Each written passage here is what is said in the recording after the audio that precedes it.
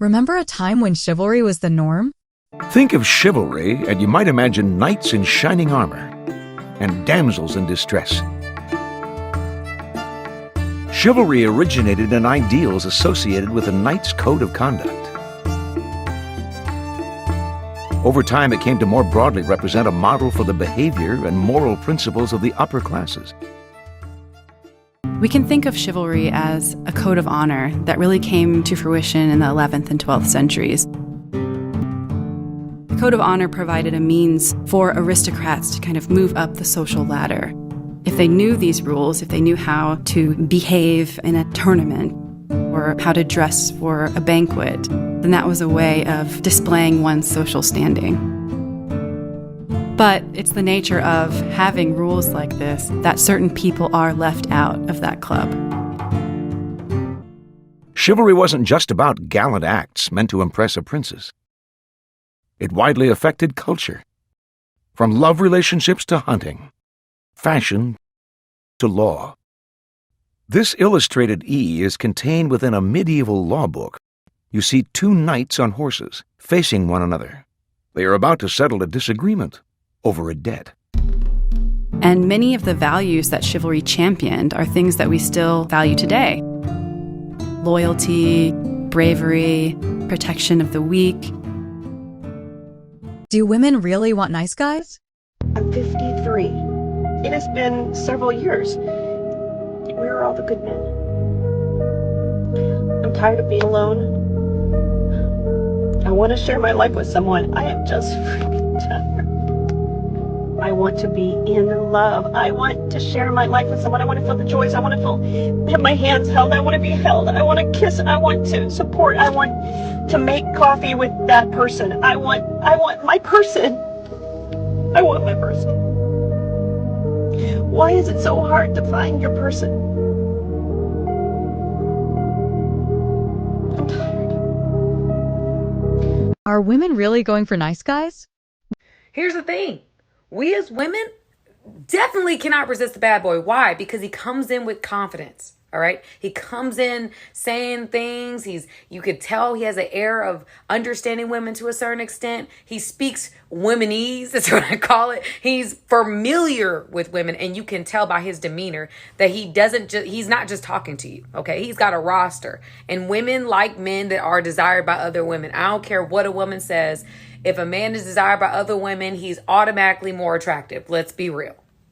Also, bad boys have the air of being able to protect, like they're going to fight, that they're going to be able to, if something was to go down, they got your back. They're going to be able to make sure that you are safe. There's a sense of safety that a woman feels.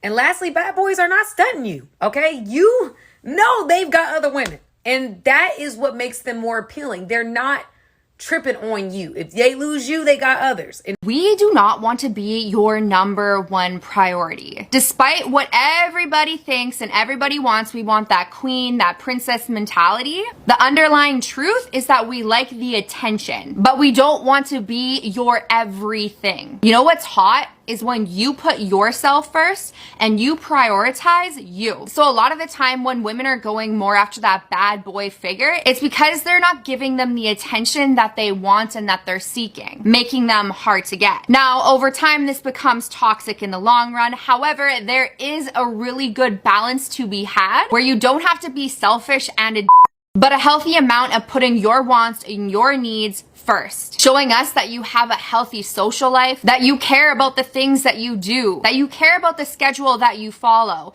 That is really, really hot. At the same time, when you find time for us, that time is much more valued. Within that year he pursued you, what made you not want him? I thought he was too nice. I thought I would walk all over him, and I thought he was too nice. She thought wrong. Oh, I did. I thought wrong.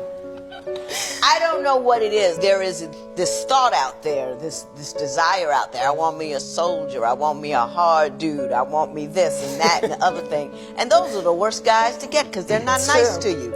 And you get a nice guy and you're worried like, I don't want him. Why wouldn't you want a nice guy? I mean, they always say nice guy finish last. That's because women are foolish.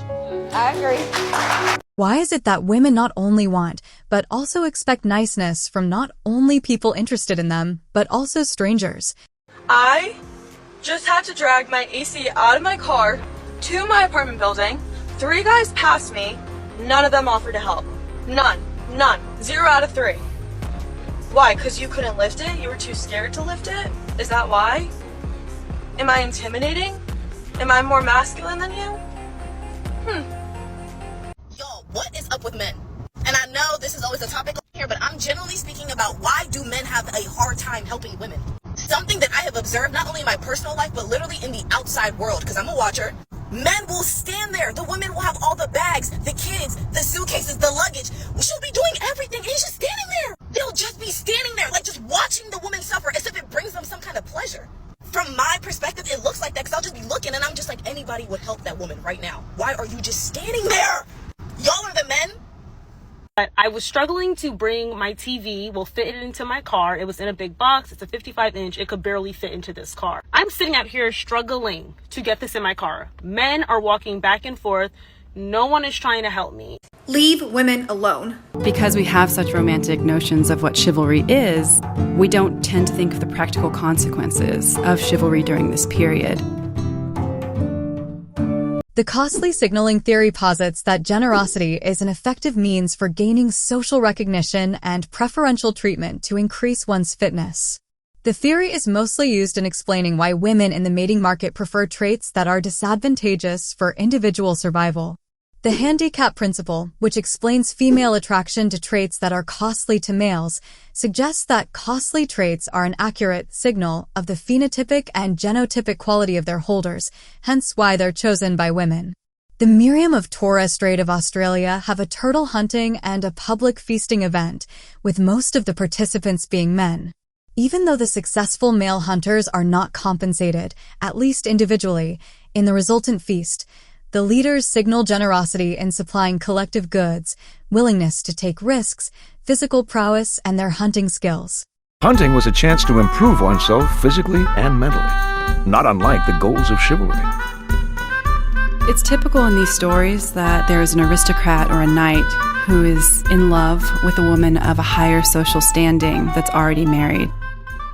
It was thought that the man's love for this higher standing woman would have had a civilizing effect on him.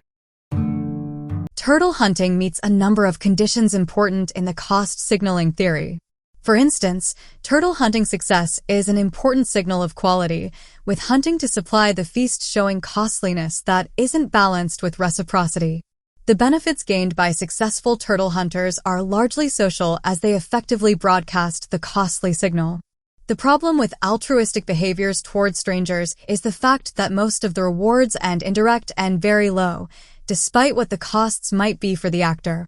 Behaving altruistically towards strangers requires a quality beyond immediate rewards. Altruistic behavior cannot be counterbalanced with reciprocity when the recipient is a stranger. When altruistic behaviors towards strangers are preferred by mates, it therefore implies that altruism is a costly signal.